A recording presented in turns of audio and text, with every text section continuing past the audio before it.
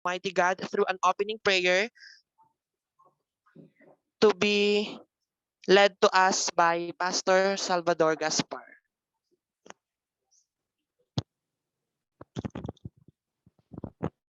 Okay, this morning tayo po ay manalangin. Dakilang Diyos na makapangyarihan sa lahat na nasa langit, sa pangalan ni Kristo Jesus, sa sandaling ito kami ay patuloy na nagpupuri, sumasamba at nagpapasalamat po sa inyong katapatan, kabutihan sa bawat buhay namin. Salamat po sa buhay at lakas na mayroon kami sa araw na ito. Salamat sa pagkakataon na pinahintulot mo na kami ay magsama-sama sa iisang layunin, ang mag-aral at matuto, Panginoon, sa subject na ito. Salamat, Panginoon, sapagkat ikaw ang nagbibigay ng karunungan. Tinataas namin, Panginoon, ang gawaing ito. At higit dakilang Diyos, ang lahat ng participants ang magtuturo, Panginoon, sa ngayong umaga. Sangkapan niyo po ng inyong karunungan. Purihin ka sa ngayong umaga sa pangalan ni Kristo Jesus. Amen.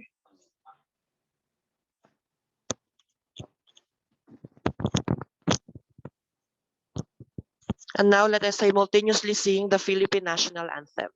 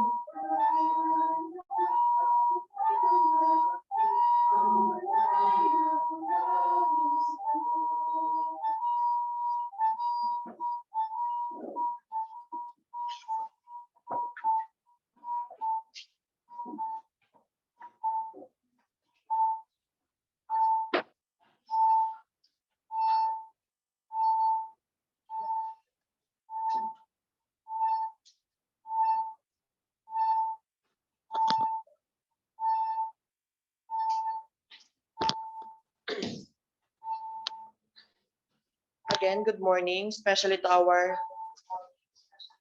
speaker for today.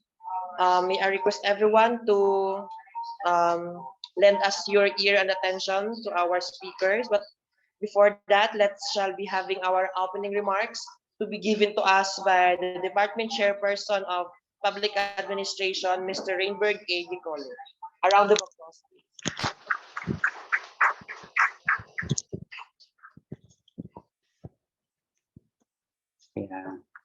Thank you to our host, Sir Lester Mangao, to our university president, Dr. Miriam P. Katahaymani, to the VPs, to our chief administrative officers, Attorney Glenn Nino Sartilio, faculty and staff of the College of Arts and Sciences, to our counterpart agency, headed by our beloved municipal mayor,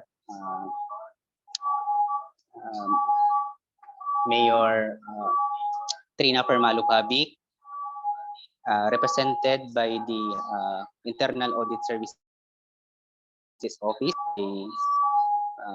our speaker for today, which will be introduced later. Once again, good morning, especially to our participants. Today, we are here in this room and online to share with you the importance of internal audit services in the government. No? So in the aspect of the national and local government, information which is vital to to the degree in which decision making is concerned, these areas, especially the internal audit, is a big factor in making and arriving to a decision that guides us accordingly in the future. So, class, it is a once in the lifetime opportunity for us to be part of this event, no, as invited by our partner agencies, the municipality of Odiongan, together with the Internal Audit Service Office. They will share with us the importance, no, of financial reporting. No, the main purpose of this seminar is to involve everyone why we need to record everything, not just by words but also by numbers. So in view of this, please bear with us your full attention in this event, and I know later on in the future this could help you guide you in making decision, no, which is relevant to the chosen profession that you are choosing with. No? As public administrator, I once again officially open this event, and good morning.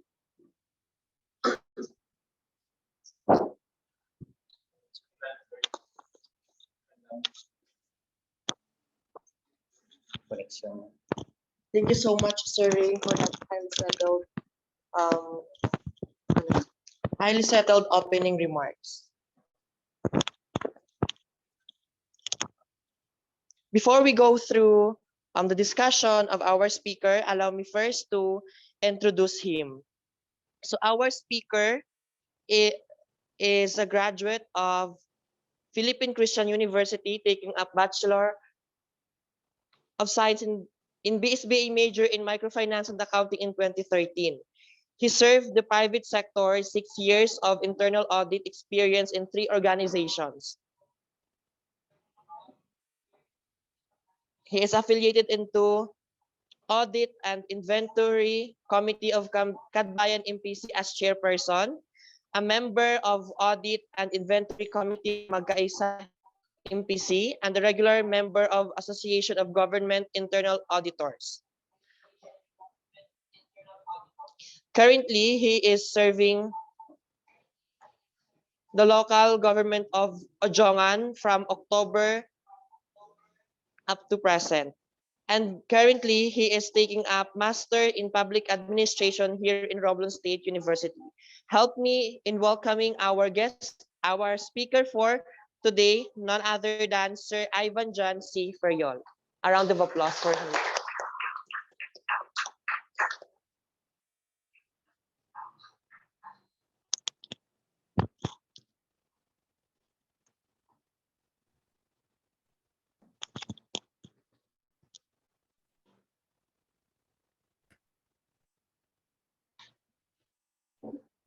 Hello, good morning.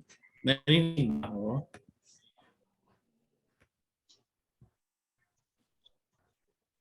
Nawala. Nawala ako.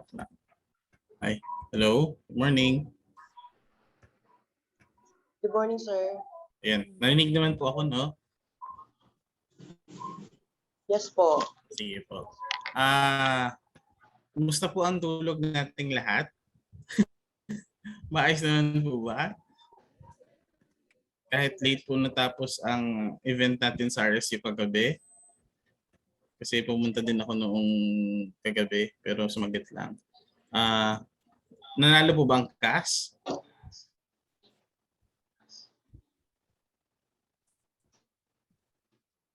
May nakuha po bang award ang CAS kagabi sa Cultural Night?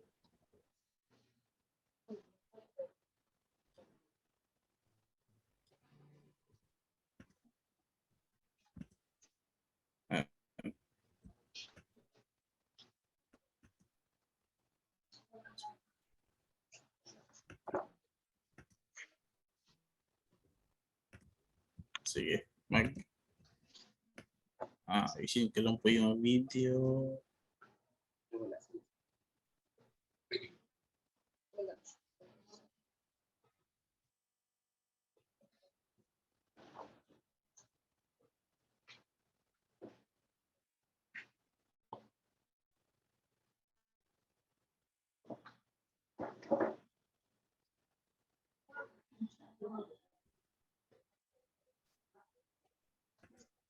Ma'am, pwede tayo.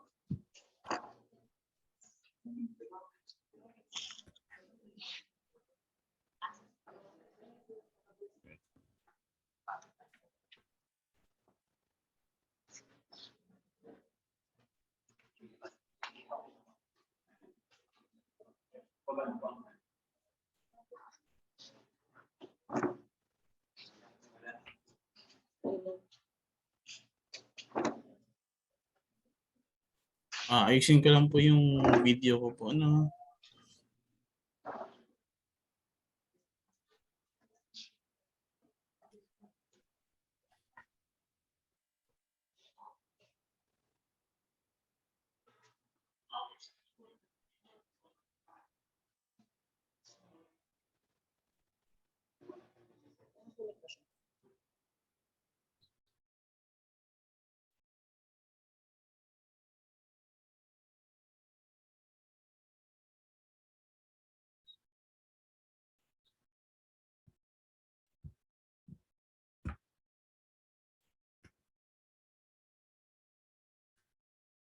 Ikaw na mag-present.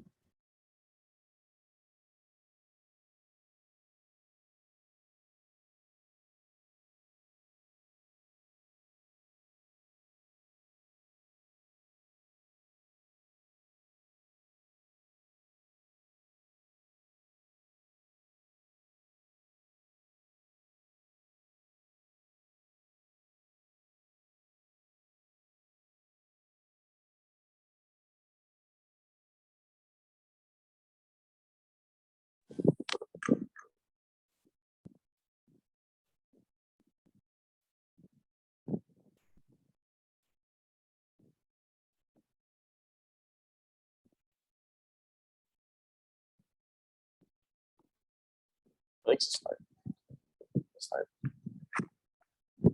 Sige. Start po.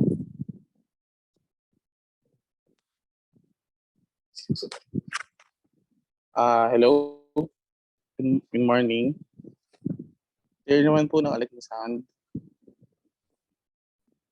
Sorry. Meron lang pong problem yung aking isang laptop.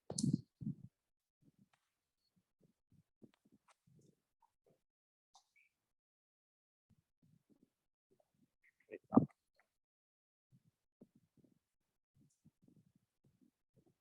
Ayan. Hi sir, we are still online po. Sige po. Waiting po. Sige sir. Thank you. Inayos lang po namin yung setup po dito. Beginning. Ayan. So, ayan po.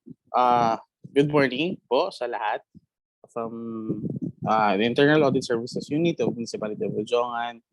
And then, thank you po ulit from the College of Arts and Sciences of Romblon State University, lalo po sa Bachelor of Arts in Public Administration sa klase po ng PAT 17 Public Accounting and Budgeting. So, as part of our campaign, education and information campaign of Internal Audit Services as part of celebration of Internal Auditing Week ngayong linggong ito. So, we partner with RSU, CAS, to promote kung ano ba yung kahalagahan ng Internal Audit Services. So, ngayon, yung topic natin is about transparency, the role of internal audit in ensuring public trust in handling fiscal management and minimizing corruption in the government. So, ganito yung magiging discussion natin ngayong umaga. So, madaming initial part like background introduction and then 5 meets in internal audit. And then we move forward to public financial management and transparency mechanisms. Then we will end to the key takeaways. So ito, naghahanap ako ng quote, pero somewhat same din to dun sa motto ko din, no, personally. Audit findings are easy to come up with. Successful change from a finding is through internal audit value. So personal motto ko nga, always add value to your organization, no? Be an asset. So hindi dapat yung expense account nga ang internal service, but always add value. Meron siyang kalakip na figure, no? Nominal man siya or kung meron bang pong epekto sa mga controls sa opisina po natin. So, yung statement na to ay galing kay Michael Piazza. So, start po tayo sa background. Narinig naman po ako, no? Thumbs up nga po kung narinig po ako maayos.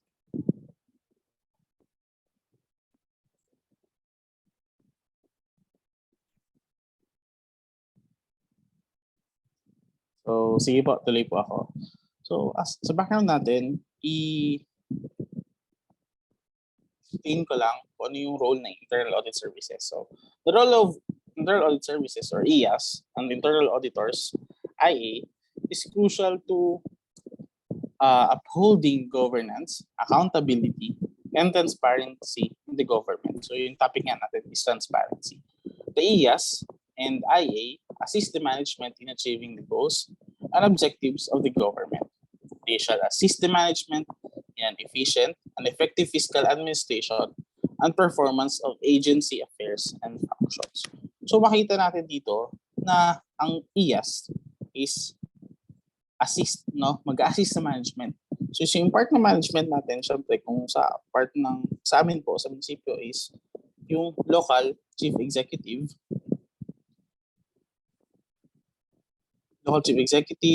ganun din po yung vice mayor, ganun din po yung mga saramihan. So part po sa management. And then part po din management team is yung mga department heads. So ano yung gagawin namin? Fiscal administration, no? Assist sa fiscal administration, and then sa performance ng agency dun sa mga ginagawa namin functions, sa ginagawa po namin mga delivery of services. So saan ito nanggaling? From RA 3456 o Internal Auditing Law. Then as amended by RA number 4177. So ito yung amended na batas. Pertains to internal auditing. So sinabi ko dito kanina,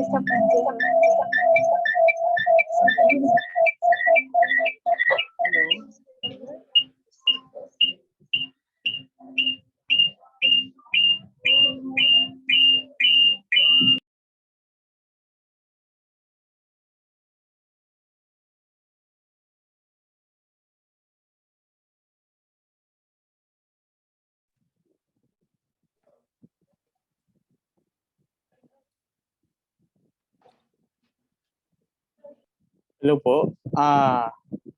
Nakikita po ba yung presentation? Yes, sir. Sige po. Ano po tayo? Sa loss na po. Loss. Tama po ba? Yes, sir. Thank you.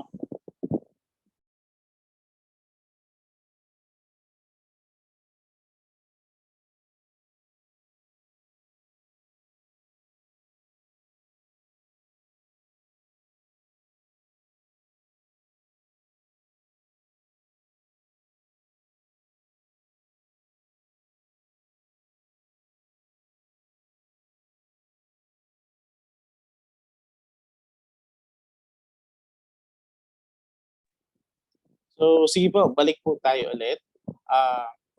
Ang ano po natin, so yung batas pertains to internal auditing is RA number 3456, Internal Auditing Act of 1962. Then it was amended by RA number 4177. And then sa local government code po, may nakalagay doon kung saan na-delineate yung function ng internal audit sa local government. So under po siya sa functions ng accountant. So ayun po, no? So under po siya doon sa accountant. And then so ito yung mga directives from the Malacanang or Office of the President.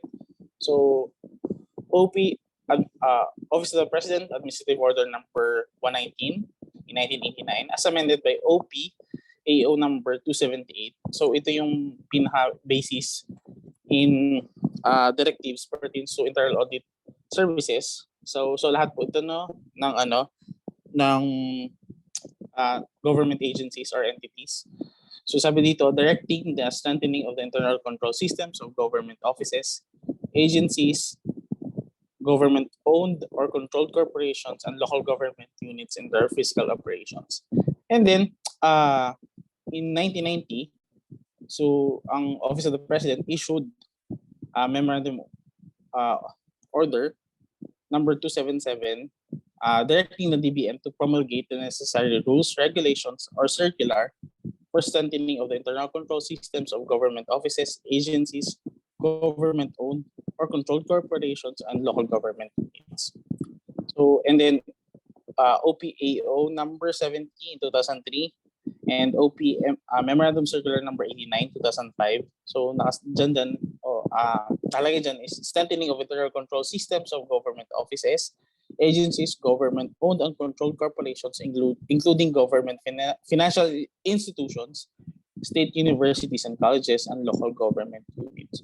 So in creating the Internal Audit Services Unit, ang magmamatter po is yung AO number 278 saka OPAO number 70 2003. So kaya po meron na pong mga IAS na ini-establish. So sa kaya po for example sa LGU, kahit po sa state universities and colleges meron na dito po. So ano yung mga staff and qualification standards? So may dalawa from DBM-SE. So DBEM nag-issue po ng Budget Circular number 2004-4 noong 2004 din. So ito yung guidelines on the organization and staffing of internal auditing units. Si CSE naman nag-issue sila ng qualification standards for IAS positions noong 2006 by CSE Memorandum Circular number 12-2006. So, ayan. Ngayon, kagaya na po na sinabi ko kanina, ngayon po ay sineselebrate ang Internal Auditing Week. So, noong una, ang Internal Auditing Week ay sineselebrate na may fixed date lang by Proclamation number 656, Series of 1990. Ito yung panahon ni Corazon Aquino. But then, noong si President Fidel Ramos, nag-issue siya ng Proclamation number 75, Series of 1992. So, sinet na yung date, every third week of October, yun yung celebration of Internal Auditing Week. So, kagaya po nasabi ko kanina, as part of our campaign in promoting the role of Internal Audit Services, kaya po kami nandito ngayon para explain po sa inyo kung ano po yung ginagawa po namin. So, ano yung mga standards and manuals pertains to kung ano yung mga functions or anong roles ng IAS. So una, sinabi as a directive from the Malacanang, so sabi si DBM ang mag-issue ng mga standards, manuals pertains to internal audit services. So unang nang ginawa is National Guidelines on Internal Control Systems. So magkakakibat po kasi ang internal control and then internal audit. So yung internal control hindi po natin mag-discuss dito, but then somewhat may explain po natin throughout the discussion. So DBM Circular number 2008-8. So ayan po yun. And then in 2011, dyan po yung first issuance ng internal audit manual. So DBM Circular Number 2011-5, Philippine Government Internal Audit Manual, or commonly known as PGM. And then, so matagal bago nagkaroon po ng Internal Audit Manual for LGUs. So DBM LBC number 110, so 2016 po yan. So nagkaroon na po ng IAM for LGUs. At some point, nagpa-training sila dyan sa mga officials, no, kung ano yung kahalagaan ng IAM, ng IAS sa LGU, and then kung paano gamitin yung IAM natin po. And then in 2018, COA, as they prescribed the use of internal auditing standards for Philippine public sector and internal control standards for the Philippine public sector. So COA Circular Number 2018-003. So yan. And then DBM, ito yung pinaka-latest, DBM Circular Number 2020-8, Revised Philippine Government Internal Audit Manual. Kasi syempre po, all throughout, as time comes, meron po mga changes na kailangan pong baguhin. Kaya po ay nag-update po tayo, no. So yung Internal Audit Manual for LGUs, updating, tuloy-tuloy po yung updating niya ngayon.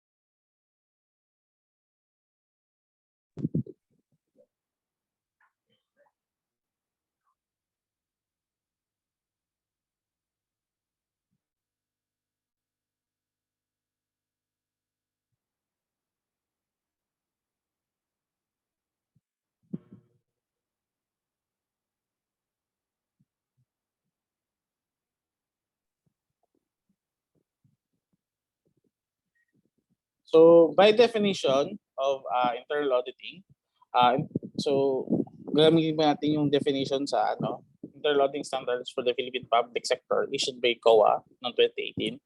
Ito masabi, internal auditing is an independent, objective assurance and advisory activity designed to add value and improve government operations. It helps government accomplish its objectives by bringing a systematic, disciplined approach to evaluate and improve the effectiveness of governance, risk management, and control processes. So, sa definition, makita natin agad dyan kung ano yung magiging roles and activities to be taken by the internal auditors and then the IAS. So, sabi nga dyan, dapat kami ay independent. Independent from the yung operations from day-to-day operations ng ginagawa ng operations. So ganun din, yung gagawin naming activity dapat objective na ginagawa. May assurance din. And then may part din na may advisory activity kami. So yung advisory activity namin, supposedly, mag-ano lang kami kay mayor or kay vice mayor. Since doon na naman kami nagre-report sa kanilang dalawa. So as always, sabi nga dyan, mag-add value. No? So para mag-add value, syempre, is doon sa recommendations na gagawin namin. So yung recommendations namin dapat mag-i-improve ng operations or ng systems or ng activities na ginagawa ng munisipyo.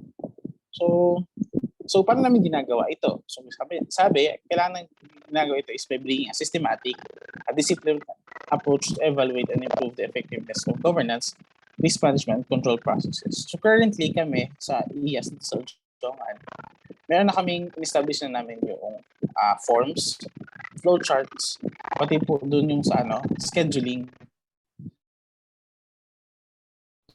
So para lang systematic yung ginagawa talaga namin. Kasi nga ay dapat supposedly time-bound. Then ito, kasi nga po ay kung hindi po time-bound, kasi baka possible na yung report natin is hindi na po siya applicable since ay sobrang late na. So ayun po. And then,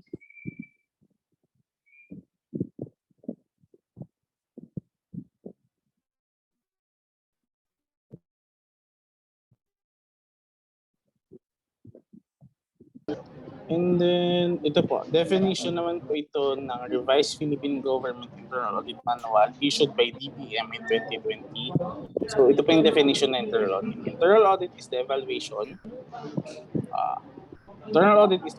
of management controls and operations performance and the determination of the degree of compliance of internal controls with laws, regulations, managerial policies, accountability measures, ethical standards, and contractual obligations.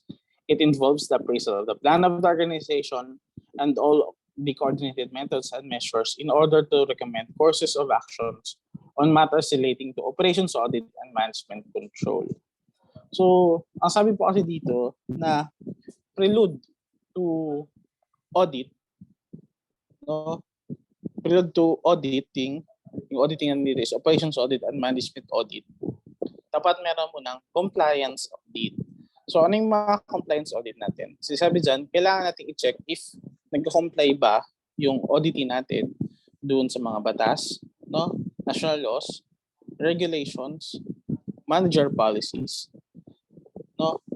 Yung policies natin dito kung sa amin po is office order, executive order. So ayun po. Accountability measures in set natin ng batas din yan, by CSE. By Ombudsman, ethical standards, batas din po yan. So, contractual obligations, yan po. Example po natin dyan is yung mga, meron po tayong memorandum of agreement between parties. So, for example, MOA between RSU and the Odiongan. So, may nakalagay po dun kung anong obligation nila ng dalawa. Yun po yung kailangan mo nang gawin ng internal audit. So, compliance audit, mag-proceed siya doon sa pwedeng operations audit or management audit. So, anong kailangan niyang i-evaluate or appraise yung plan or activities na ginagawa ng organization. If yung coordination niya, kung ano yung klase ng paano niya ginagawa yung activities. Ganun din kung ano yung mga courses of action na ginagawa nila. Kasi nga, sabi ko po kanina, ang ginagawa po namin is mag-audit. At the same time, gagawa po kami ng recommendations. So yung recommendations po namin dapat, sabi ko kanina, ay merong mag-add ng value doon sa operations ng organization. So ano po yung scope ng internal audit? So internal audit is an integral part of the internal control system of a public service organization. The scope of internal audit is broad and involves all matters relating to operations audit and management control. So kami sa IAS, encompasses lahat, sabi nga dito, encompasses lahat ng areas or lahat ng auditable areas within the organization. Kahit, for example, kahit sa treasury yan, aaralin talaga namin yan and then i-audit din namin yan. Or for example, sa agriculture, ganun din.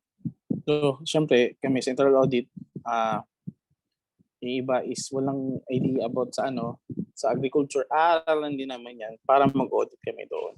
So, encompasses lahat ng areas. So, hindi lang po kami mag-audit sa financial, mag-audit din po din kami doon sa operations. Mag-audit din po kami sa administration, like, for example, compliances with the issuances of executive orders. Nagagawa ba ng mga officials and employees yung functions na binigay sa kanila? So, pwede po kaming sumaklaw doon. Kasi nga po ay encompasses kami doon sa lahat ng auditable areas. So, ayun po. So, sabi nga dito, among others, internal audit encompasses the evaluation of the degree of compliance, of supervision, or controls with laws, rules, and regulations governing the operations of the agency, the appraisal of the adequacy of internal controls, and evaluation of the results of operations, focusing on the effectiveness of controls, of operating and support services units, systems, in the attainment of agency objectives. So, pag kami, kung ano yung pipiliin namin na i-audit namin, so syempre, ang basis po namin dyan is sa risk. Kung ano yung risk involved. Kung mataas yung risk o high risk, yun yung priority namin. Kasi nga po ay, ang isa po example dyan is pag mataas yung risk, possible na yung objectives ay hindi ma-meet or hindi makikita at the end of a certain period or at the end of the year. So yun yung una ipa-priority namin for audit. Kasi nga, ang gusto po namin gawin, system management on achieving the objectives of the organization. Therefore, para matulungan namin sila, i-audit namin yung mga high-risk areas na yun. Para naman makita natin kung ano yung mga gaps or issues concerned. And then para magawa ng recommendations para ma-reach yung objectives na yun. So, ito, ano nga ba yung differences between accounting office, internal audit services unit, and then the commission on audit? So una, ang accounting office is for pre-audit. Dati kasi ang pre-audit is under the commission on audit. But then delineate na ito sa accounting office. And then ang commission on audit talaga ay naka-focus lang doon sa post-audit transactions. No, may mga areas lang sila na pre-audit, like doon sa mga procurement areas. Procurement, doon lang sila nagawa post-audit.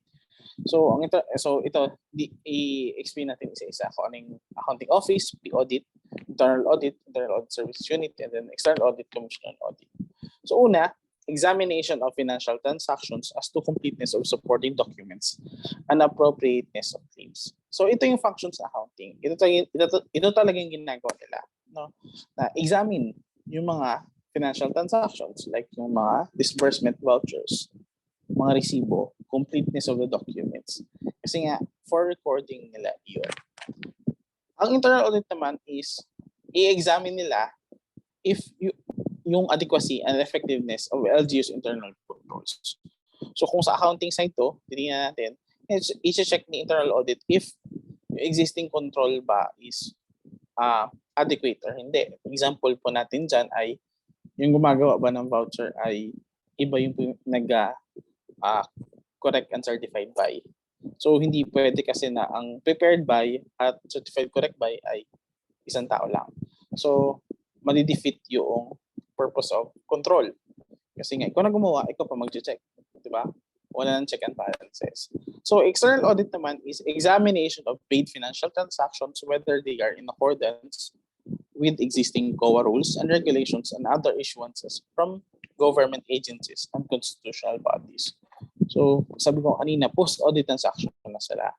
So, pag bibigay sana yung mga documents, no, mga vouchers, is tapos na yung transaction, nabayaran na. So doon na sila mag-examine if yung binayad ba ng agency or ng organization ay in compliance with COA rules and regulations, DBM, CSC, or other jurisprudence. No, pwedeng constitutional bodies like, for example, may Senate si COMELEC na nakaraan dahil ng election, bawal magbayad ng transaction dahil nga ay election ban. So dapat magsiset sila doon sa prescribed na Senate ni COMELEC. So ganun po yun. So pangalawa is, ang accounting office is may checklist lagi. May checklist sila lagi doon sa mga kanilang transaction. Like, for example, paano yung mga required documents pag nag-cash advance or pag cash advance, nag-payment ng supplier. So may checklist sila niyan. Ang internal audit naman is may framework na ginagawa. So yun nga, may planning. So yung planning is matagal. No? Engagement planning. Kami currently ginagawa namin 2 weeks na yung planning.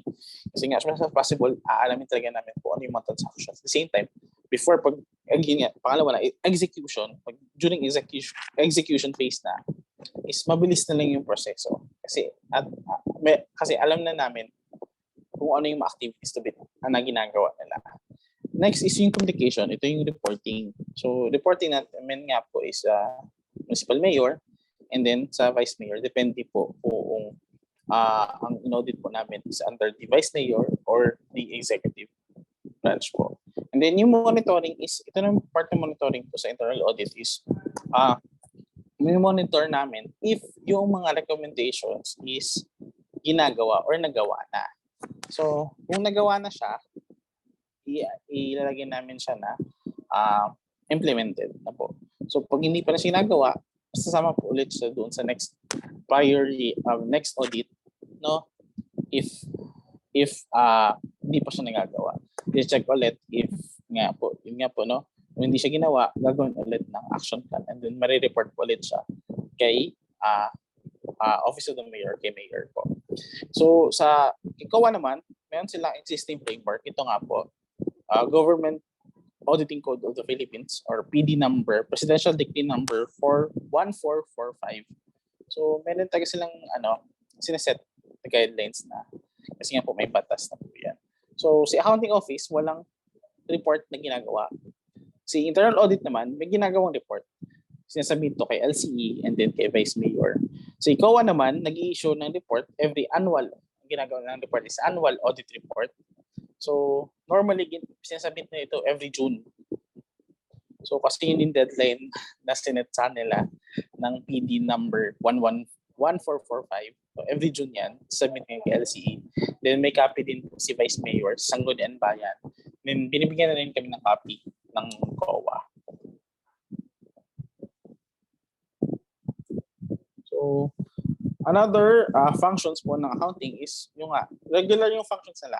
So, routinary ito na lagi may disbursements, no? At pag-comply sila sa laws, rules, and regulations. Sa internal audit naman, yung functions namin is specific talaga doon sa internal control. Pag-check ng internal control if present pa ito, adequate pa ito, may gaps or may issues. Doon kami nakafocus, internal controls.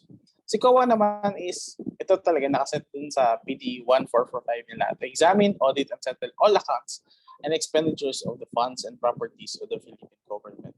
So lahat ng funds and properties, i-examine nila yan.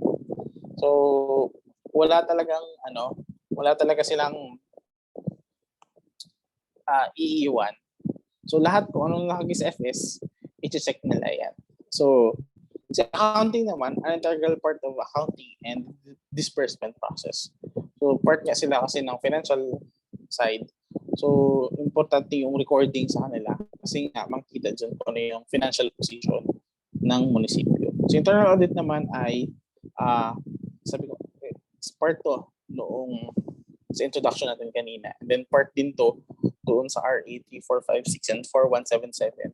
Sabi, system management and effective discharge of the LGU responsibilities. So kami nga po, ang IAS, ang internal auditors, ay helping hand ng agencies, ng organization to effectively discharge of their responsibilities to achieve the goals and objectives of the organization. So si external audit naman has the constitutional authority and duty to examine and settle accounts in accordance with laws and regulations. So ayun po. So ayan. Sa internal audit, madami po kasing needs kung ano talaga yung functions ng IAS or ng internal auditors. So meron tayong 5. So isa-isahin po natin ito. Una, ang ano natin dyan ay myth 1. Internal auditors are bean counters just like accountants. So sabi, ang mga auditors, internal auditors, ay parang nagbibilang lang ng pera, nakafocus lang sa financial. No? Na gagawin nila is parang duplicate work. Kung ano yung work ni accountant, ganun din yung gagawin ni internal auditors. But hindi ganun. So sabi ko kanina, encompasses all areas or auditable areas of the organization. Lahat yan. Pwede sa administration, pwede sa operations, pwede sa financial. So hindi lang po nakafocus ang internal audit sa financial. So myth number 2, auditors are nitpickers and fault finders. So ang ano nga dyan ay lagi na lang naghahanap ng mali ang auditors kasi ay pag walang nahanap na mali, baka bumalik sa kanila yan. Pero ang lagi na nga namin, ito, kahit sa part po namin no, sa LG Odiongan, meron pong recent na ano nga dyan ay parang sabi is parang kaming ginawang guinea pig sabi. Ang ano naman namin dyan ay ang gusto po kasi namin makita no, ang niraise nga po namin ay ano ba yung objective natin is to deliver effective, efficient, economical, ethical delivery of services to our community, to our citizens of Odiongan. So yun yung gusto namin i-relay sa kanila. Kami ay katulong nyo para mas ma-improve pa yung systems nyo. Para mas ma-improve pa ang yung ginagawa. Kasi mas maraming matutulungan. Myth number 3, it's best not to tell the auditors anything unless they specifically ask. Ang ano nga namin dito ay we want you, the management or doon sa mga auditable areas, yung mga supervisors, department heads, na sila magsabi kung ano yung mga concerns. Para naman during audit namin, mas mabilis namin yung process namin at magawa na agad kung ano yung mga issues and gaps na kita and magawa na agad ng recommendations. So, kasi kung hindi natin, kung hindi nyo tutulungan ng internal auditors nyo, hindi rin nyo matutulungan ang inyong opisina. Kasi ay parang gagawin nyo lang ay hahayaan nyo yung problema na matulog lamang. So, ang gusto nga natin, kung may concern, may issues, may gaps, action na natin. Gawa natin ng paraan. Gawa natin ng recommendation. Ganun po yung role auditors. Number 4, internal auditors follow a cycle in collecting their audit standard checklist so they can audit things the same way each other. So, hindi po ganun ang internal auditors to. Ang selecting the audit is based doon sa kami. Kaya nga po, nag-set kami na in-establish po namin yung strategic internal audit plan. 3-year plan po yun. 3 years, naka-include doon yung lahat ng auditable areas na high risk. Doon po kami magsiset. And then, after that, kailangan magtagal yung proseso na yun kasi nga, pagpapa-approve pa po yun sa SB. May endorsement ni Mayor, and then sa SB. Kailangan i-adopt ng SB. So, through SB resolution. And then, gagawa pa kami ng annual work plan. Subject to approval ni Mayor. So, matagal din po yung process na yun. So, hindi siya turo lang. Turo lang, ay, audit ko si ganito. Ay, audit ko si ganyan. So, hindi ganun yung ginagawa ng selecting. So, meron po yung process talaga ang ginagawa. And then, yung checklist, iba-iba po talaga ang checklist. Iba po ang ginagawa ng kada audit. Yung recent nga po siguro namin, operations audit yun.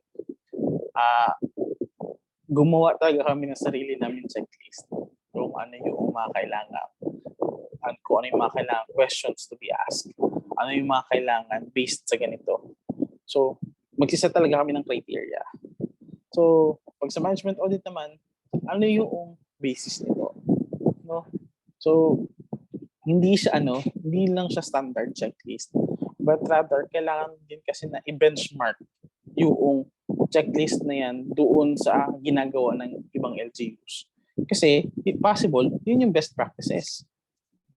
Kasi ang gusto natin makita is kung ano yung ginagawa nila na ethical and then ethical. So, hindi lang po basta-basta na checklist lang yan kagaya ng ginagawa ni accounting. So, number 5, ito siguro yung laging narinig pagka internal auditor. Internal audit is the organization's police function. So, false statement po ulit ito, no? Na ang function po ng internal audit, sabi nga namin na is assist the management in achieving the goals and objectives of the organization. Therefore, hindi kami mag-police function. Ang police function po talaga pag sa organizations, public sector ay HR. Kasi sila yung mag-check ng, bakit wala kayong time in, time out? Asan yung passes nyo? Di ba umalis kayo ng ganitong oras, tapos hindi kayo bumalik. Asan yung passes nyo? So, yun. Sabi nila, but wala kayong ID. So, si HR talaga, yung police function at yung si internal audit. So, ayan. So, natapos na tayo dun sa background natin. No? Background introduction and then 5 minutes about internal audit. At least somewhat may idea na po kayo. So, move forward dun po sa topic natin. No? Sa kung anong role ng IAS pertains to trust, building trust in the financial management. And na sa government units, yan tinatawag na public financial management. So, public financial management is an integral part of the organizational structure and operating mechanisms of the LGUs as it covers 3 critical areas: generating revenues, allocating resources, and managing expenditures. So, meron 7 areas po ito, no? So, PFM is a system of rules and procedures and practices of government to manage public finances. It encompasses budgeting, revenue generation, cash management, accounting, auditing, management of public debt, public reporting, and public sector financial operations. So, yan po yung mga 7 pillars na tinatawag po namin. So, ang IAS, papasok po sa auditing. So, may dalawa po kasing auditing, internal and then external audit. So, internal audit is kami yun. External audit naman is si COA. So, under the internal audit, so, ang internal audit niya is either a separate office or pwedeng under the office of the LCE. So, ang check dyan na indicator is effectiveness of internal audit pertains to conduct of internal audits and reporting, and then 6.1.2, extent of management action on internal audit findings. So, importante po kasi na ginagawa yung audit activities. No? Nag-audit talaga, operations audit and management audit. At the same time po, may recommendations na nakaakibat doon sa report na binibigay. So, yung report na yun, dapat actionan ng management or ng concerned office. So, kung hindi nga po kasi actionan yung report na ginawa ng audit, bali wala lang po yung audit. No? Ang gusto po kasi natin na kung may nakitang issues or concern, gagawa na action para po mas maayos nga po yung proseso natin. So, ayan. So ano yung internal audit activities? May dalawa po, no? Una is management audit. It is a review and appraisal of the systems and processes, organizational and staffing structures, operations and management practices, records, reports, and performance standards of the agencies, units concerned. So, ang example po natin dyan is yung local budgeting management system, asset management system. So, sa asset management kasi pwedeng tatlo. Mostly tatlo lang talaga. Cash and cash equivalent, inventory, property, plant, and equipment. So, iba-iba po kasi yung management system. Number 3 is payroll management system. Number 4 is disbursement management system. Number 5 is recording and filing management system. Number 6, procurement management system. Number 7 is performance management system. So, bakit natin kasi naman yung performance management system doon sa management audit na supposedly pwede naman to part ng operation ng administrative, no? Bakit siya part ng public financial management? Kasi sinasama din dito is if na-reach ba yung targets na collections. Kasi sa local government unit, local government code, so mga local government unit, dalawang functions. So, generate revenue or income. Then pangalawa po ay service delivery. So hindi lang po service delivery ang ginagawa ng LGU, revenue generation din. So paano kami nag-revenue generation? Through taxes, fees and charges. Then ganoon din po sa mga collections doon sa local economic enterprises, kaya ng market, cemetery, OCC. So yun po may example ng mga local economic enterprises. So kailangan mag-generate ng revenue. Kasi yung revenue po na ito ay ginagamit din sa service delivery natin sa ating bayan. So kailangan din po yung performance management system. So sineset po kasi dyan yung targets na kailangan ma-meet within the year. Next naman po natin is operations audit. Operations audit of organization, programs, and projects involves an evaluation of whether or not performance targets and expected results were achieved, as well as the effectiveness, efficiency, ethics, and economic side. So 4E's ang tawag natin doon. So ang example po natin dyan sa PFM naman ay yung collection audit. So kasi syempre may collector, no, or meron tayong mga cashier. So meron dapat yan na separate audit kasi nga po paano nila ginagawa yung process ng pag-collection, paano nila ginagawa yung sa mga collector doon sa palengke. So dapat po ay ino-audit din yan, part po yung operations audit. So receivables audit naman is yung account and other receivables. So meron po tayong mga dati pa matagal na ng mga accounts receivables na hindi pa rin babayaran. So part pa rin yung audit, no? Operations audit to. Kasi nga po ay meron mga parang soft loans na binibigay ang munisipyo dati pa. So ang mga agricultural loans, educational loans, dati yun. So part din po yun ng audit. And then number 3, advances.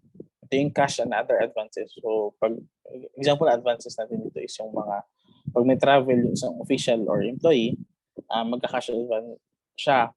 And then yun yung gagamitin niya pa doon sa activities. Like for example, may training seminar, pambayad ng seminar, transportation, etc. And then dapat i-liquidate ito within specific period. So yun po. And then part din ng operations audit is yung i-check if yung full disclosure policy is ini-implement. Kasi dito sa Odiongan, 3 po yung areas na dapat may full disclosure board, no? Dito sa municipal hall, sa sa may basketball court, at then sa palengke. So mayroon 14 documents kasi yan. So mamaya i-explain po natin. And then number 5, inventory and PPE count. So check din during operations audit if na-account ba, no? Obserbahan din ba if na-account pa lahat ng inventory na nakikita. If meron bang property tags, complete ba yung record. So makikita doon. So iba po yung inventory, iba din po yung PPE. And then number 6, importante po to, no, na kailangan i-audit din. Yung frontline services audit. So sino ba may frontline services? So pwede ang services po kasi natin is pwedeng government to government, government to business, then government to client or customer. So hindi lang po yung client yung or customer yung kliyente natin, no? Pwede pong business din or pwedeng government din. So syempre planning, treasury, budget, meron yun din silang, or accounting, meron din silang yan, frontline services. So kailangan din nila may proseso ng ginagawa. Ano dyan ay meron silang citizen letter. So ano ba yung roles and responsibilities of internal audit services.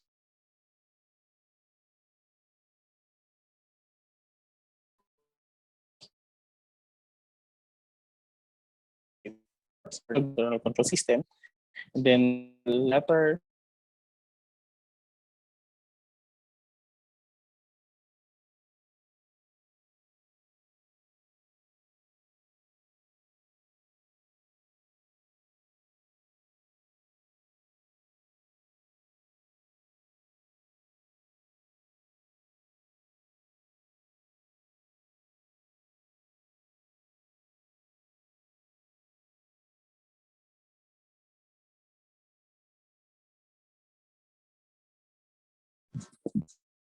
hello po, sorry.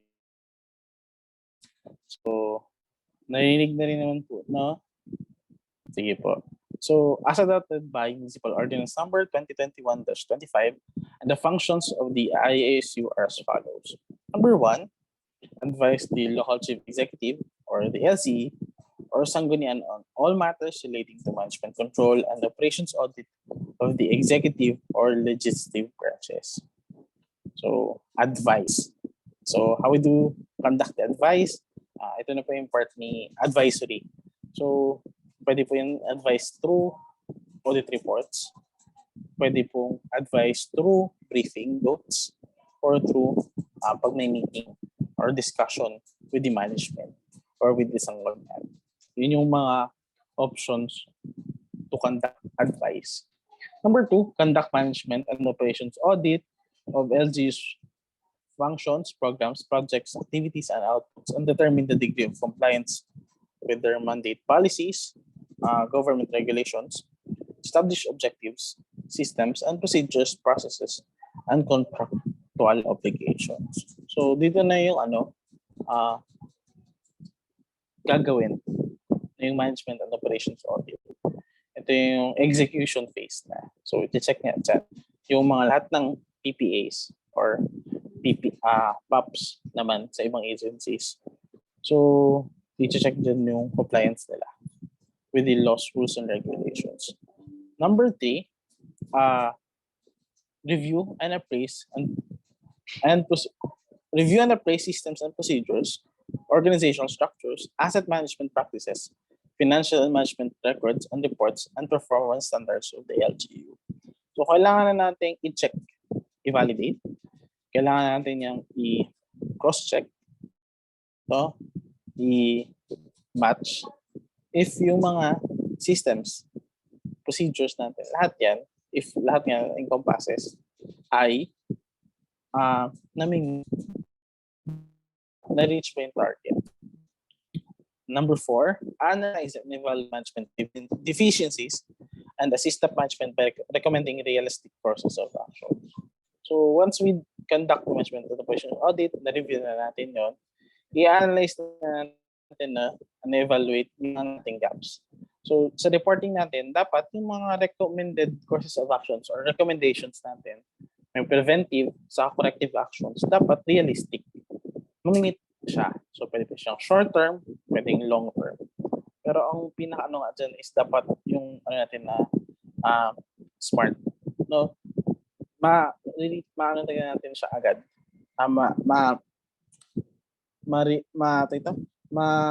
I-implement natin agad siya. So lastly, number 5, perform such other related duties and responsibilities as may be assigned or delegated by the LCE or as may be required by law.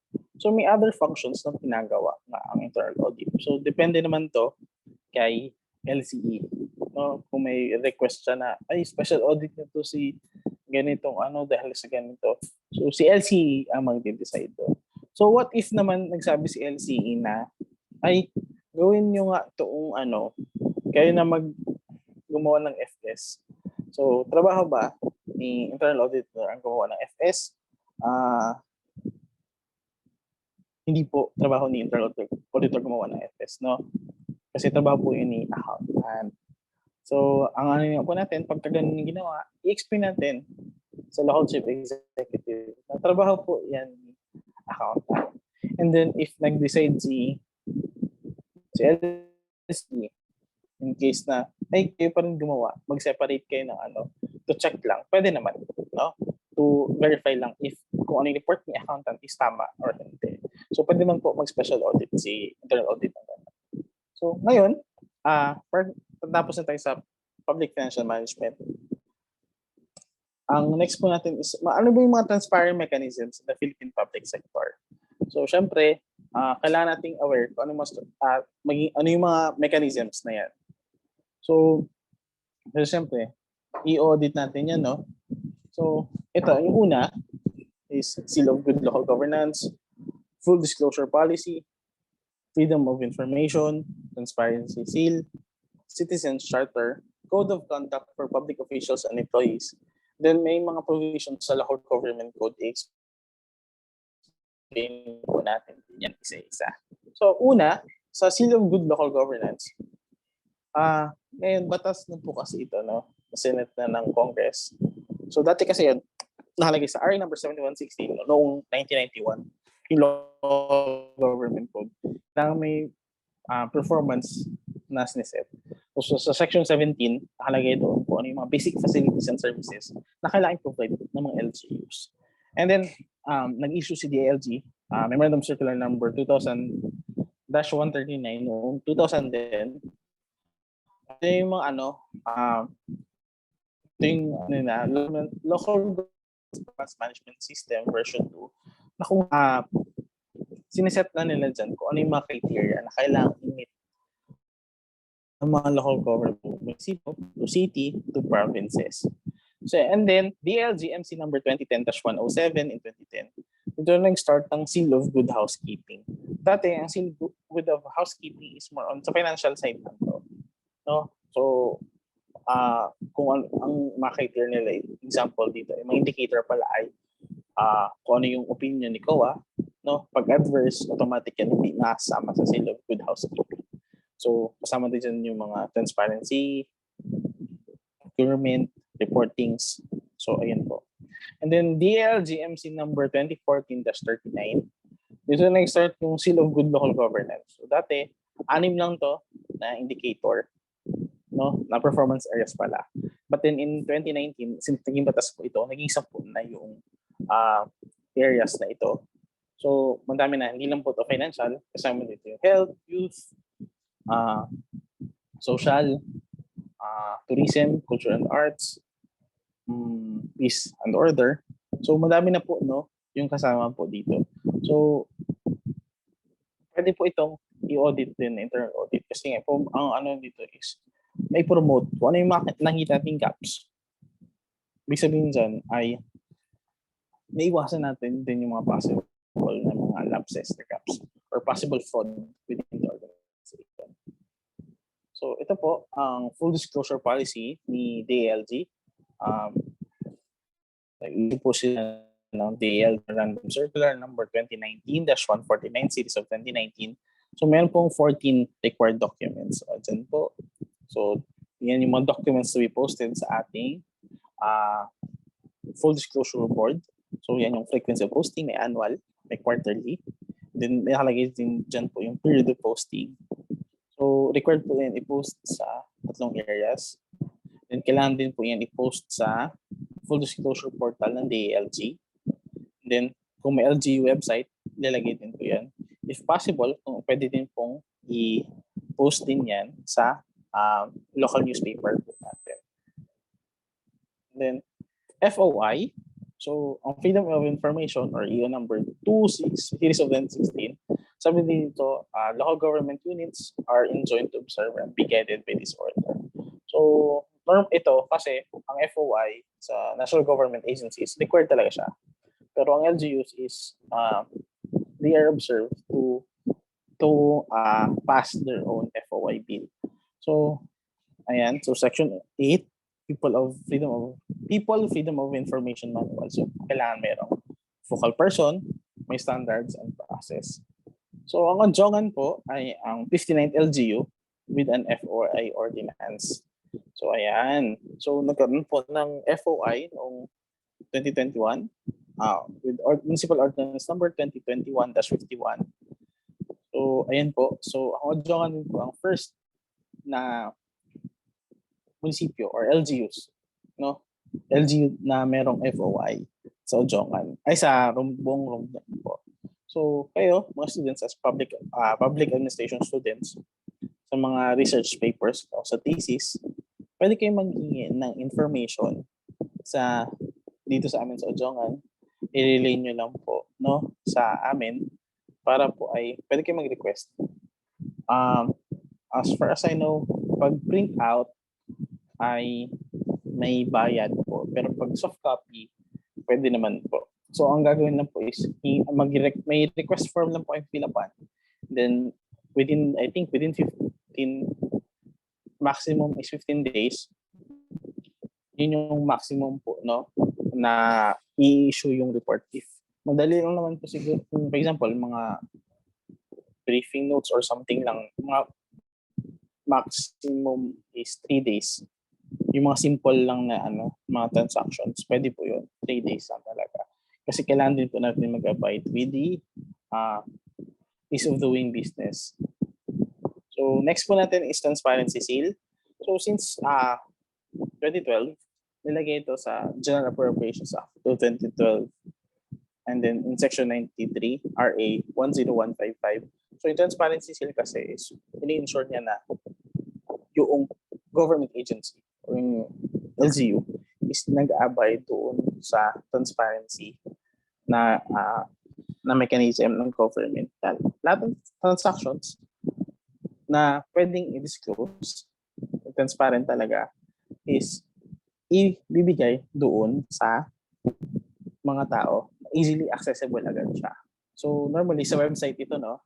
Sa website makita na agad doon lahat ng bids documents na posted nakalagay doon. Lahat ng vacancy nakalagay doon.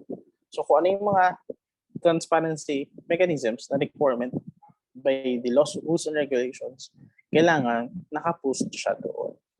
So ayun po. Next po natin is Citizen Charter. So dati po kasi ang RA number 9485 or Anti-Red Tape Act of 2007, ito yung enabling law pertains to anti-red tape. Ito ay dati ay nasa Civil Service Commission. But then, I think in 2019 din, nagkaroon po tayo ng RA number 11032, Ease of Doing Business and Efficient Delivery of Government Services. Ito nagkaroon ng Anti-Red Tape Authority. So, sabi ni Arta, kailangan pa nating mas maging efficient, no? Mag-re-engineer tayo ng process. So, sa batas na yan, nag-set na sila ng 3, 7, 10, 15 rule, no? Na 3 days is simple. Yung 7 days is parang hindi ko sure. Parang 15 days is technical na. Parang 7 days is complex lang. 15 days is yung technical. So, ayun po, no? Kung meron po kayong, like for example, nag-request po kayo ng document or may ni-request kayo sa munisipyo, if lumagpas na po sa prescribed period, pwede nyo po i-relay yung concern sa amin, sa office po namin, no? Para magawa po na action or pwede po agad sa office of the mayor. Ayan po. So, ang next po natin is Code of Conduct and Ethical Standards for Public Officials and Employees. Republic Act number 6713, Public Disclosure. All public officials and employees, except those who serve in honorary capacity, laborers and casual or temporary workers, shall file under oath their statement of assets, liabilities, and network and disclosure of business interests and financial connections, and those of their spouses and unmarried children under 18 years of age living in their household. So, sineset kasi ito sa employees, no? Officials natin, na kailangan talaga mag-file ng salain. So, nakalagay dyan yung assets, less liabilities, equals to network. Kailangan din i-declare kung ano yung mga business interests. Like, kung meron kayong business or partner kayo sa isang ganitong business, kailangan i-declare yan doon. Pati yung mga financial connections. No? Like, ng example, ako nga po, member ako ng magkaisa or ng kabayan, di-disclose ko doon dapat na member ako ng ganito, ganyan. Part po kasi yung disclosure policy natin, maging transparent tayo dun sa public. Ganun din po kung sino yung kamag-anak natin sa government. Kailangan po i-declare yan. So sa local government code naman po, RA 7160, transparency. Yung word na transparency, wala sa local government code. No, walang ganyang word sa local government code. Pero kung titingnan natin by definition, by United Nations Office on Drugs and Crime, may 8 factors sila ng good governance factors. Ang definition ng transparency is to means that citizens understand and have access to the means and manner in which decisions are made, especially if they are directly affected by such decisions. So, sa local government code, sa section 2, may nakalagay dyan na consultation. No? Yung consultation na dyan, sinasabi dyan, is dapat consulted yung mga stakeholders, civil service organizations, people's organizations. So, kasi nga, they will be affected by such decisions. So, kailangan may consultation by executive or ng sangguniang bayan. Plebiscite, section 10. So, pag merong botohan, no, like change ng, kunyari, i-merge yung 4 na barangay dito sa poblasyon, dito sa Odiongan, kailangan dumaan yan ng plebiscite. Kasi nga, yung mga tao, ang magde-decide if they want to or not. So, next is public committee hearing, section 52. So, if may bagong ordinansa ipapatupad si Sangguniang Bayan, kailangan dumaan to ng public hearing. Kasi gusto natin marinig yung consensus ng taong bayan. Then, section 80, public notice on vacancy. So, dapat ang HR natin, mag-post talaga ng notice of vacancy. So, ipopost to dito sa hall, may area dapat. And then, meron din dapat na post sa CSE website. Number 5, example po natin, publication on tax ordinance and revenue measures. Sa section 188. So, sabi dito, dapat kailangan i-publish yan sa local newspaper kung ano yung mga tax ordinances and revenue measures. So, syempre, before na yan ma-publish, kailangan dumaan mo na yan ng public committee hearing. Pero but the end, kailangan aware pa rin, maging transparent pa rin kung ano talaga yung fees and charges or tax na kukolektahin ng ating local government units. So ayun o, yung mga mechanisms na yan, na transparency mechanisms. Balikan natin dito. Ayan. Ito, mga areas na to is part na siya ng institution. But ito, ang Internal Audit Services Unit ay, ang function po namin is to check, no, to verify if these mechanisms is implemented based on laws, rules, and regulations, if they are adequate or enough. Kasi nga, ang gusto natin dito is ma-eradicate or ma-minimize natin yung mga fraud, corruptions in the government. So kasi nga, ang isa sa mga requirements ng ito, sa Anti-Graft Practices Act of RAT 109 is kailangan natin talaga i-promote yung role ng IAS, no? I-enhance natin palalo yung kung ano yung mechanisms pertains to Anti-Graft and Corrupt Practices Act. So sa government natin, in line with the principle that public office is a public trust to repress certain acts of public officers and private persons alike which constitute graft and corrupt practices which may lead thereto. For example natin dito is yung kay Gloria, no, na talagang napatunayan na may graft and corrupt practices sila. So ang role ng IAS, ng internal auditors, is critical or crucial to ensure na yung ganito mangyayari, mas higpitan pa, mas ayusin pa yung pag-audit para makita ko ano yung mga lapses na yan at then magawa na action plan. Hindi tutulugan lang, no, yung nagagawa ng report pero hindi naman minomonitor yung mga recommendations. Hindi ginagawa yung mga recommendations na ito. So, ang IAS, may mga stakeholders din yan. So, internal stakeholders include those with the sector like CSE, Office of the Ombudsman, COA, Civil Service Commission. These are the individuals and groups that can affect and be affected by the agency's operation within a particular public service sector. In terms of relationship, the IAS or IU basically coordinates with the internal stakeholders. So, if nagsabi si DBM mag-audit next year sa PFMAT.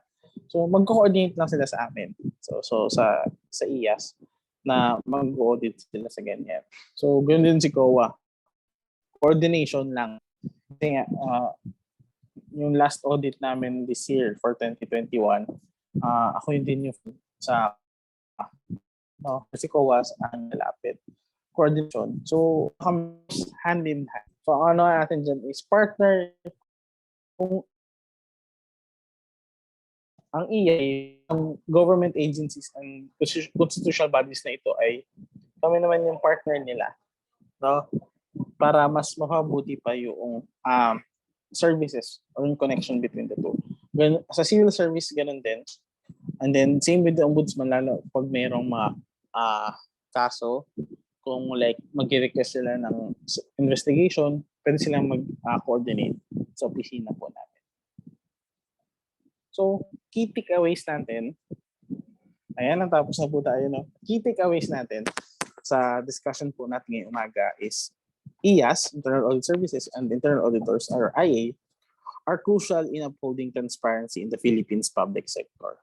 Kung nakita nyo kanina, madaming mechanisms in transparency. Pero ang gusto nga natin dyan is, kung ano yung role ng IAS, gagawin niya talaga yan para mas mapa-improve pa. Number 2 natin, the function and activities of the internal auditors strengthen the public trust in the organization. Kasi nga po ay nag-audit tayo, mas nag-increase yung public trust. Kasi nga po nakita nila na, may internal auditor pala dyan sa LGU Odiongan. So, ibig sabihin, nagagawa nila yung trabaho nila, nakikita nila yung may mali at ginagawa na action. Number 3, the role of internal audit is not only in public financial management, but encompasses all activities, operations, and systems of the organization. So sabi ko kanina, hindi lang nakafocus ang internal audit sa financial side. Pwede din po sa operations, din sa administration. Last week nga, galing ako ng Iloilo sa convention. Sabi nung isang speaker, sabi niya, sa private sector, 25% lang ang nakafocus ng internal auditor sa financial. The rest is halo-halo na, administrative or operations. So makikita natin, no, ang laki ng difference kasi nga ay hindi lang doon nakafocus talaga. So sa public sector, sabi niya, somewhat ganun din. Kasi nga ay dyan si COA na may authority to check, to verify, no, settle all account of the LGU pertains to financial transactions. Kasi yun talaga yung role ni COA. So, si IAS nga, more on nakafocus talaga doon sa operations, sa administration, doon sa internal control. Number 4, the internal audit services and internal auditors in the Philippine public sector have indirectly assisted in fighting corruption by providing reports on gaps and issues in the effectiveness of controls against anti-corruption mechanisms. Kasi nga ay by having a audit activity, no, pertains to, for example, mechanisms sa transparency, check if nagko-comply nga po sila, and then kung meron bang system in place,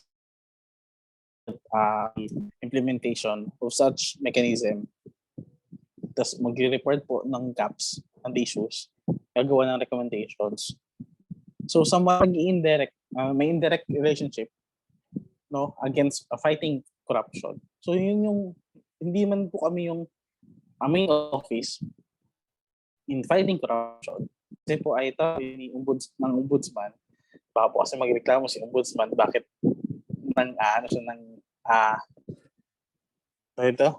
kinukuha trabaho niya.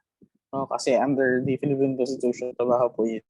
So, kaya po indirectly assisted lang po kami.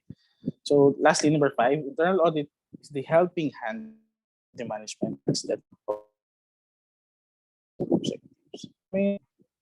ang pinaka gusto kong siguro term dito is yung kami yung friend na management pertains to paano mas mapapaganda, mas mapapaayos pa yung processes, procedures, activities, plans ng LGU Odiongan.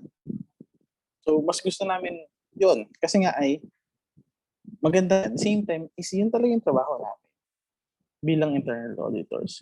Hindi kami yung police, but kami yung kaibigan nyo, katulong nyo, katawang nyo, para mas mapaganda pa. So, ayun po. Sabi ko nga po kanina, ito yung motto ko. Sabi ko, always add value, be an asset to your organization. So, kayo bilang estudyante ng public ad, kung saan man po kayo makarating, kung saan man pong organization, always add value po, no? Being 100% lagi. Be an asset to your organization. Hindi lang po tayong sasahod, but tayo po yung magbibigay ng halimbawa sa kanila. So, ayun po. Maraming pong salamat. Thank you po. Doon na po yung nag-end yung presentation ko po.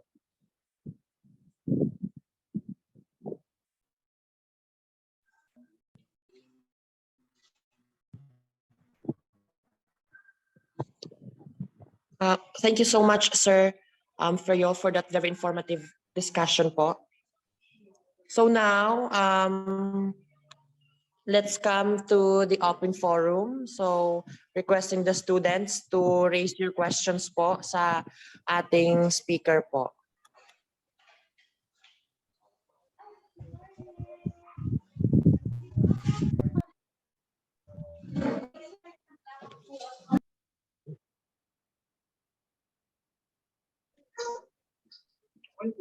Good morning. Good morning, sir. Opo. So we have 74 participants right now, including the faculty members under public administration, headed by Sir Rainberg Gicoli. So hopefully, if they have any questions pertaining to the very good topic of Sir Feriol, Okay naman. I am also encouraging them to raise questions or any additionals.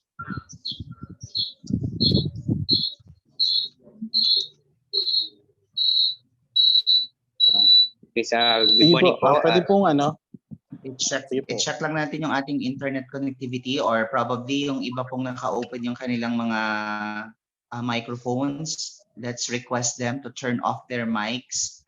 And if they would want to speak, I would want to request the person in charge na po pwedeng i-mute or i-unmute kung sino man yung magsasalita for an orderly discussion or for raising of the questions. Hello, pwede po ba?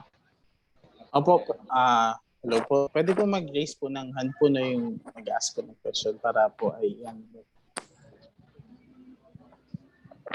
or pwede din po sa chat box po yung questions.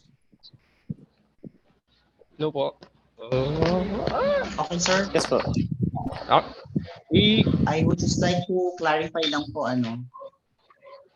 sige, GC na lang sa na lang siguro.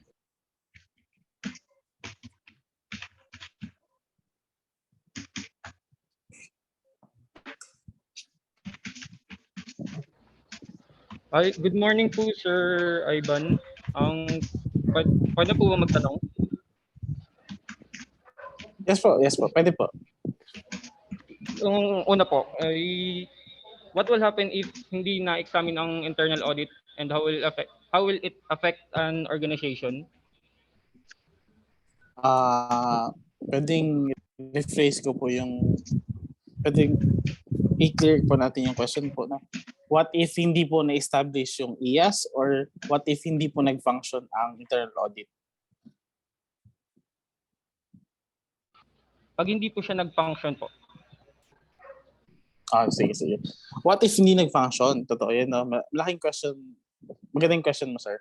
Kasi currently, ang IAS natin sa municipalities or LGUs in general, based po dun sa convention namin last week, is approximately 300 plus lang out of 1,400 plus LGUs. So, maldami pa yung LGUs na walang IAS. No? So, isa na yan. Ibig sabihin, hindi na nga na-establish, hindi rin nag-function. And next, sabi dun sa presentation is 120 plus lang yung out of 300 plus ang nag-execute ng ES function talaga, no? So sobrang liit lang talaga yung nag-function ng ES. The rest is hindi. So anong ang result ng possible results? So possible results is yung mga PPAs natin, plans, activities, projects ng LGUs ay possible walang performance measures na ginagawa. Wala rin separate evaluation if yung targets ay hindi rin yung mga targets na sinet ng management or ng office ng department heads ay hindi rin nami-meet. So madaming consequences. Kasi nga po ang role ng IAS is a separate evaluation. No, kung sa fraud matrix yan, ang first level ng fraud is ng office concerned, management, IAS yung pangatlo. So kung hindi nagagawa ng dalawa, kung hindi na-check ni IAS, possible nga na nakakalusot yung mga corrupt practices natin sa government. So ayun po.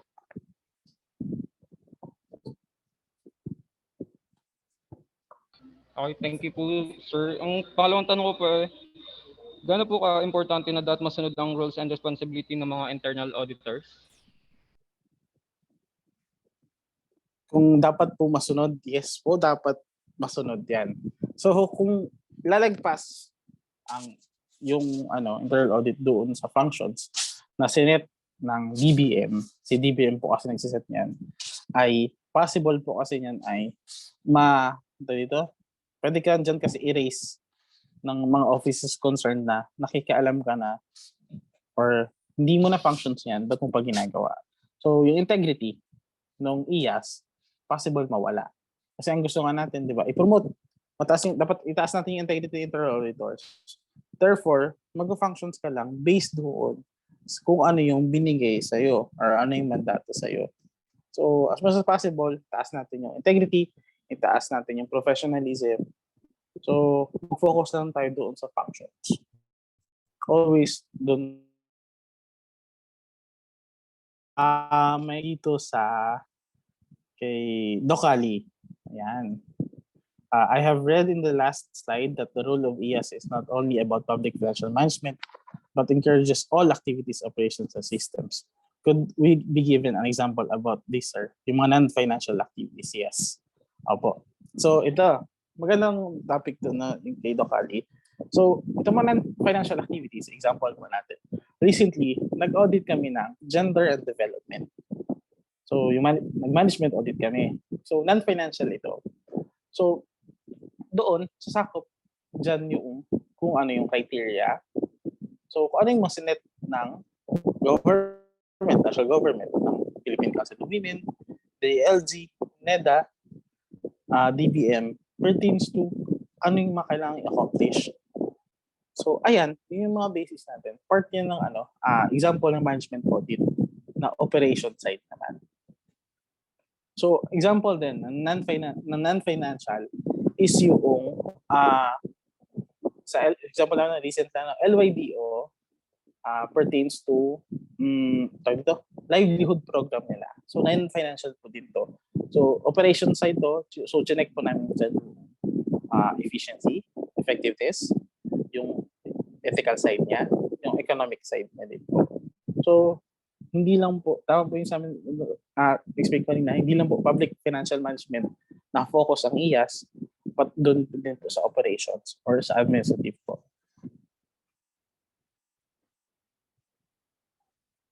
Ayan. Ito, dagdag ko na. What are the consequences if the internal audit is not functioning well? Ayan po, not functioning well. Siguro po, ang pinaka maganda ka pong i-relay po dito ay may isa pong research paper from state universities and colleges pertains to IAS, no? IAS ng mga SUCs. Ang sabi doon, ang mga IAS sa ibang SUCs ay nag-i-inspect ng ng mga deliveries. No? Sila yung nag-inspection ng deliveries ng mga supplier. Supposedly, ang gumagawa ng trabaho yun ay inspection team. So, nangyari, dumadoble yung trabaho at hindi nagagampanan talaga ng trabaho ng IAS ng SUC na yun kung ano yung role niya. So, hindi niya na-check kung tama ba yung ginagawa ng inspection team. Dapat ang gagawin niya is mag-observe lang. No? And then gawa ng if nagko-comply ba siya doon sa manager policies or doon sa manual of operations nila. So, doon nakafocus dapat ang IAS, no? Sa adequacy ng internal control. Kasi nga, kung hindi po natin nakafocus doon, nag-waste lang po tayo ng resources. No? Hindi po tayo nag-add ng value sa organization po natin. So, next question, it was said po that normally IAS auditing start in high-risk areas. Paano po na-identify which areas is high-risk and to be audited first? Sige po. Sa government, Philippine public sector internal audit services, yung pag-identify po which areas to be audited is may tatlong assessment mo ng so mabigo po no kami sa IAS dito sa Odiongan, assessed din by the DBM. Kailangan po muna mag-baseline assessment of internal control system. So, internal control system dyan, yung operations, may certain questionnaires na si TB, then namin yun, ibibigyan namin dun sa concerned offices, and then self-assessment yun. And then may separate kasi sa gagawin lang namin siya, i-check na verify namin isa-isa.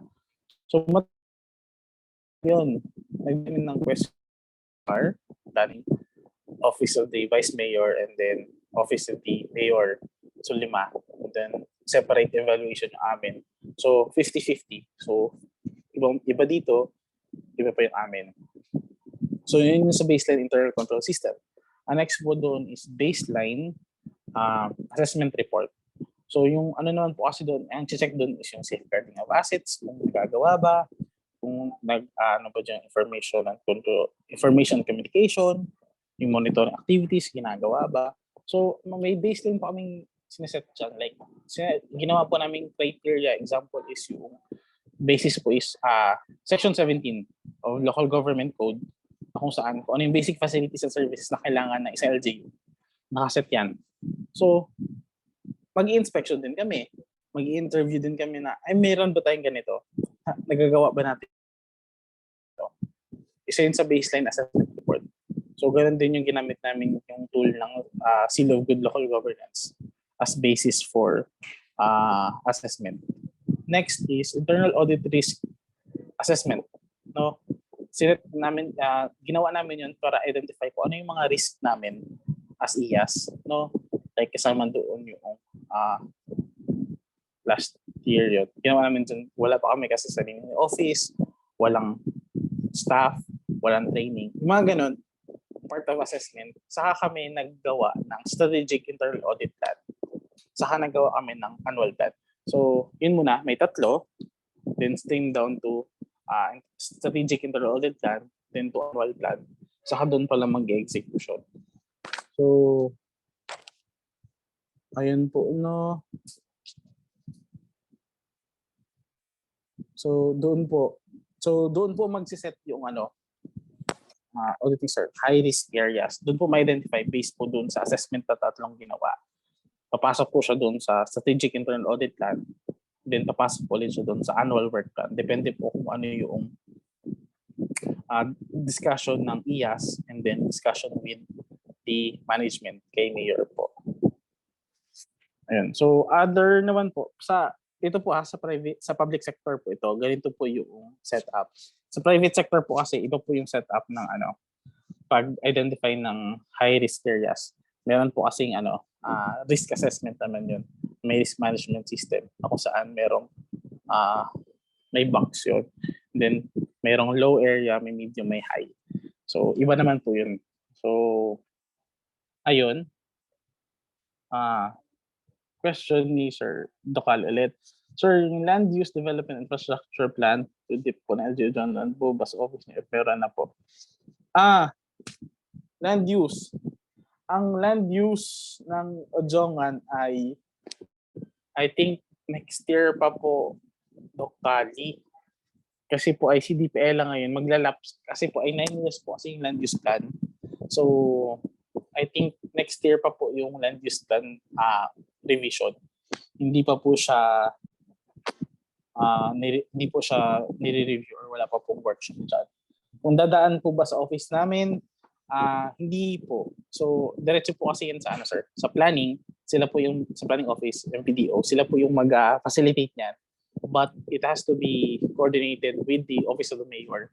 And then, magkapatawag po yun ng meeting. Normally, invited naman po lahat ng office concern. Ito naman po yung sa comprehensive development plan, kasama naman din po yung ang IAS. So, ayun po.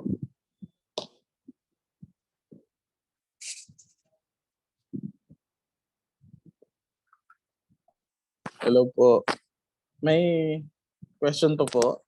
Kasi po, pag wala po kayong question, may short quiz po akong ibibigay sa inyo. And then po doon ito na rin po yung attendance link, no? Saka feedback form, saka questionnaire na rin. 5 questions lang to. Kung sino po yung highest and then fastest na makakuha na top 3, meron pong prize na bibigay ang Internal Audit Services Unit. So, i-coordinate lang po namin to sa CAS po, no? Kay Sir Gicole. Sir, pwede na po ba akong pa-feedback form saka quiz? Yes, sir. Good morning once again. Yes po, sir. You can proceed po. Thank you. Sige po. So yung staff ko po, no, isi-send nyo na ngayon yung link sa comment section.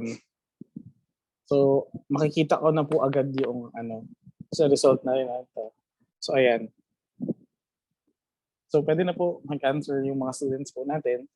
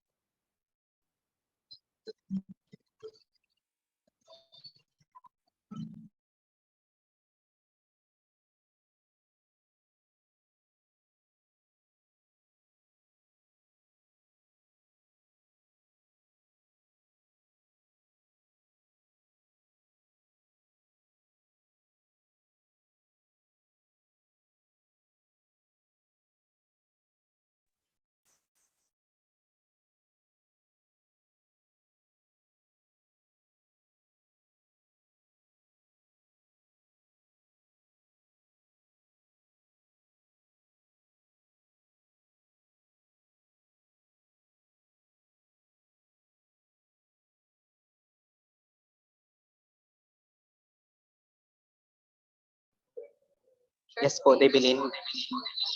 Debilin, may tanong ikaw?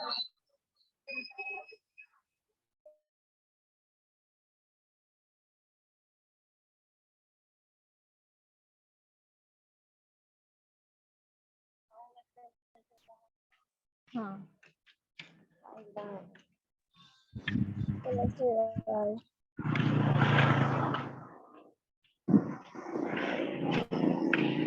Magyan man kita ay namayad lang pag kita ka kanong obra no.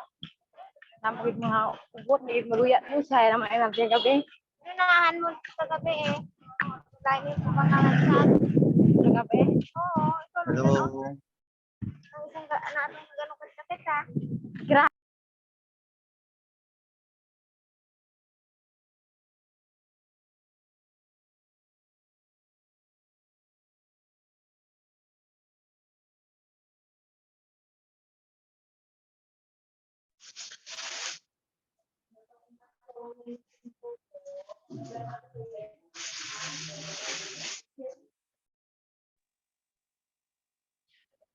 Hello, Sir Lester.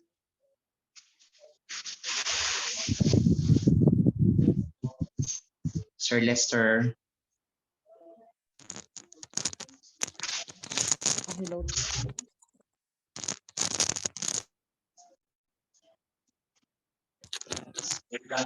Yes po, Doc. Anong next na po natin? Okay na ba yung question, yung evaluation nila, sir? Currently po, Doc, is magpapa-quiz po si Sir Friol. Okay. Tapos, ano din po, feedback na rin po, attendance.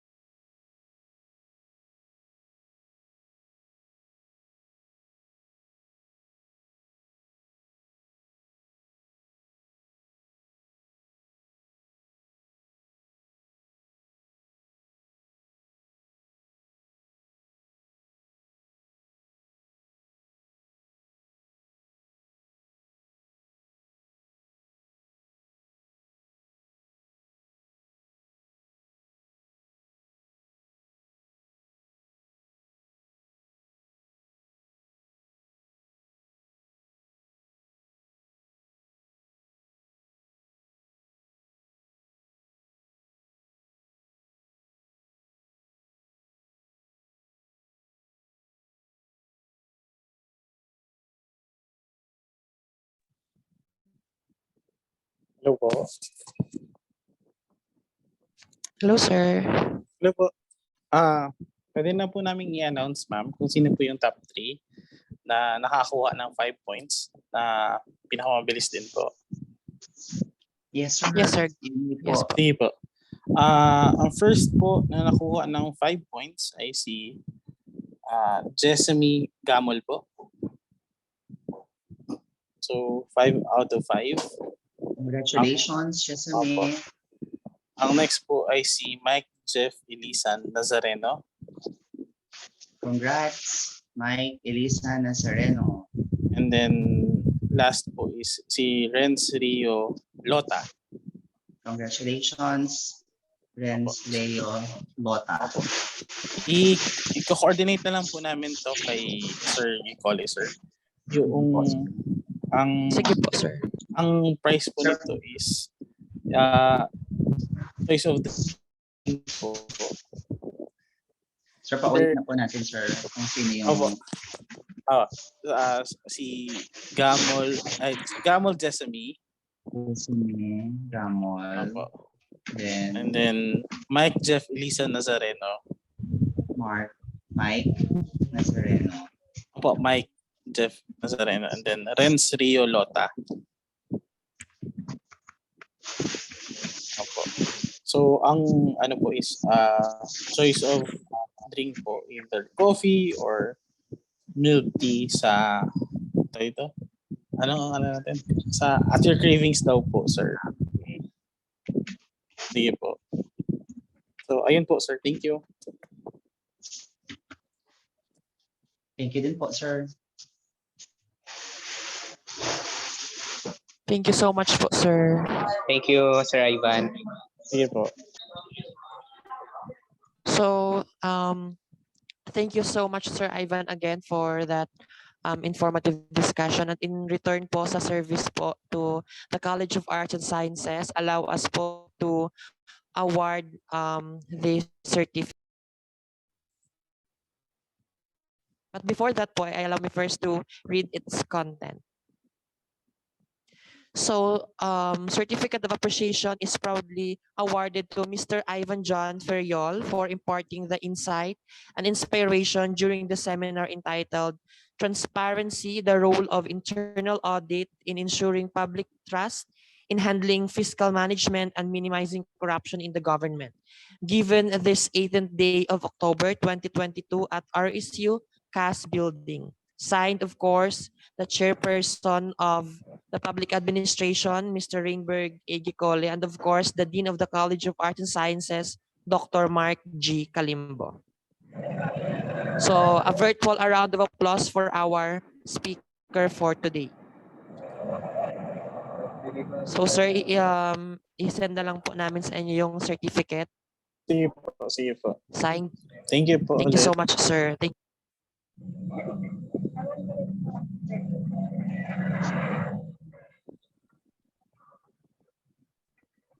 And to formally close the program, may I request Sir Royder La Chica to give the closing remarks. Sir Royds? Okay. Sir Les,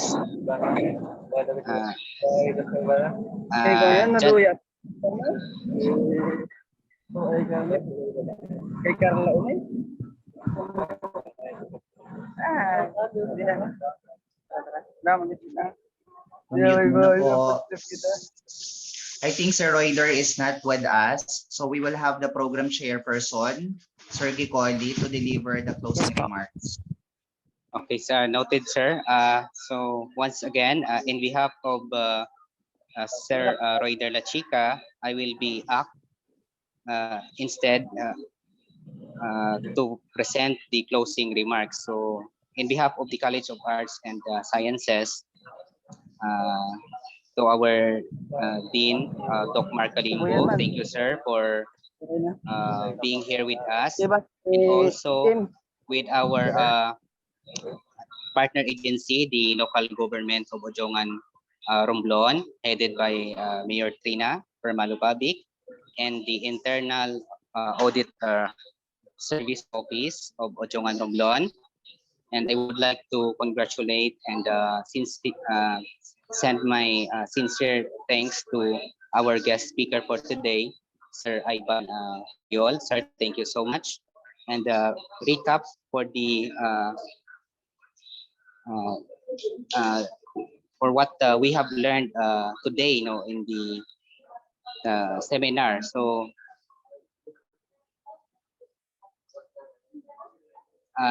today, I clearly understand what is the role of internal audit. As discussed by our speaker, its main role is to check if the system and procedures encompasses based on the target, or if the target is reached. So this is more on prevention, rather than addressing the problems that might occur. So we are looking on the prevention of the problems that might occur. So that is the purpose of internal audit, addressing the gaps, and preventing it to happen. So more or less, the role of internal audit, also in the national government, both in local and national, is to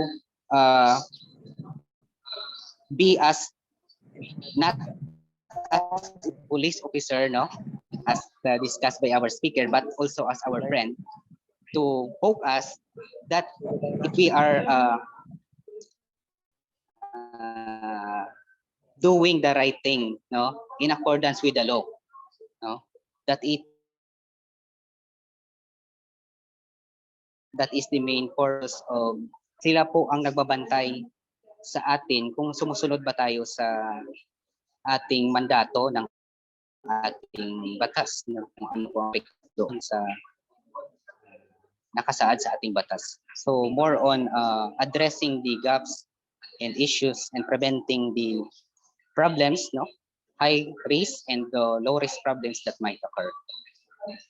So I think that is the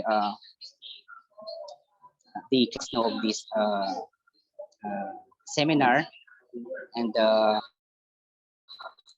I am glad that everyone of the students attended, and I fully congratulate everyone for participating and spending their time, good time with us.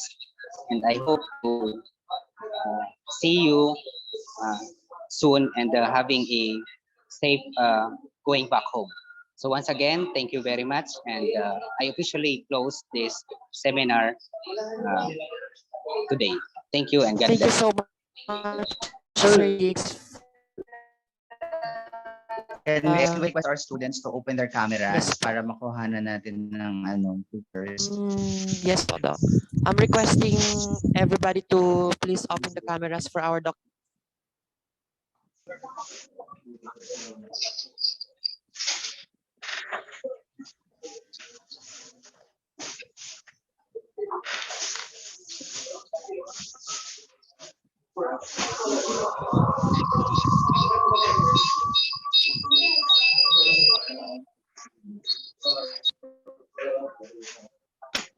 Paano na natin para makuha na natin ng pictures?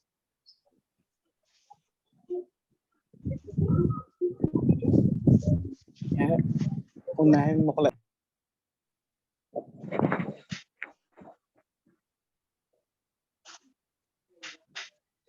Skills, paano na? Kung naka-ready na yung ating mga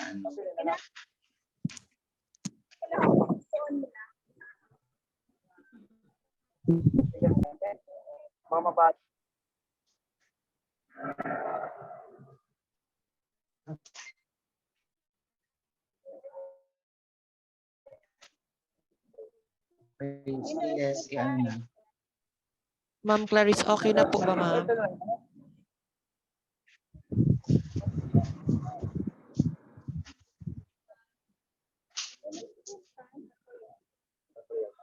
Because I am just using my phone. So hindi ko pa makikita lahat yung attendance sa mainstream po.